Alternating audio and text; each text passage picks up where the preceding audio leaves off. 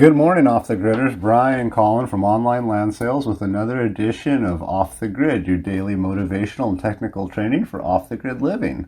Welcome. This morning we are going to talk about off-the-grid water systems. 1. City water. If you're close to city water, it's an obvious choice. Even if you hate the idea of being connected to the city and being on the grid, if you're close to city water, you should bring it to your rural lot. It doesn't cost a lot to keep it active if you don't use it much, and it's definitely worth it as a backup or primary source to get you started on your off-the-grid living. A well is the most obvious choice. Most off-the-gridders will opt for a well. Wells are expensive. They can cost about 10 grand, for a deep well, less if it's not so deep. And they don't last forever, but they do last a long time, and probably the best long-term option for water at most off-the-grid situations in rural living.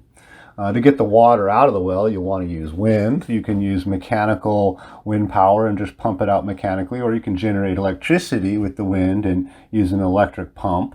All right, generate electricity with the wind may have some other benefits for you in off-the-grid living. You can also use solar. Many of you will already be using solar off the grid for electricity. You can power an electric water pump to pump the water out of the well.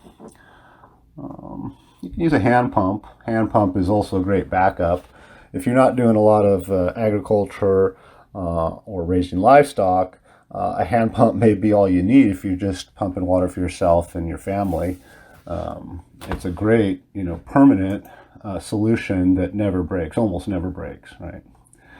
You're going to want to store water. Water storage is important. The less plentiful your source of water, the more you want to invest in storage, right? You'll need to store for longer periods if your water is less plentiful and less frequent at the source. Rain is a great option. Many off-the-gridders use rainwater. They store in barrels. There are specially designed systems for gathering rain off of roofs and storing in barrels. This can be great for gardening and livestock and even human consumption water if treated properly. Right.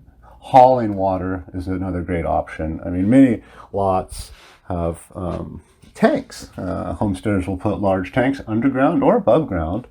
And the tanks, as long as they're clean, can be any kind of really good tank. So it doesn't have to be a super expensive tank.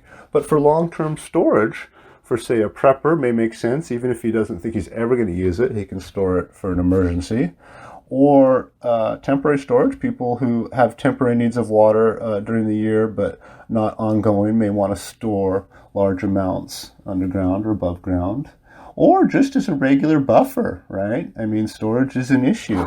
And so you can always have the water hauled in and you can store it in a large tank. Most rural lots have people hauling water into them. And so if your neighbors are doing it, you can share costs with the delivery and have huge water deliveries made and fill up huge tanks that can last you months and months and months at a time. So there's another option. There are many options for taking care of water off the grid. The object of these short 3 to 5 minute audio video presentations is not to teach you everything about the subject, but to get you started and give you some motivation for your off the grid living. So go out there and kick some butt today, you guys. Advance your knowledge in off the grid living. Work on your land if you've got your land. Design your land if you don't have it yet and start thinking about how you're going to use it. And enjoy off-the-grid living. We hope you're enjoying these episodes. If you need more information on any of the subjects covered on any of the episodes, you'll find it at off-the-grid, eoffgrid.com. You just follow the link. We're providing a link with this email if you're receiving this in the email. So have a great day, off the grid. Thanks so much. Once again, this is Brian from Online Land Sales.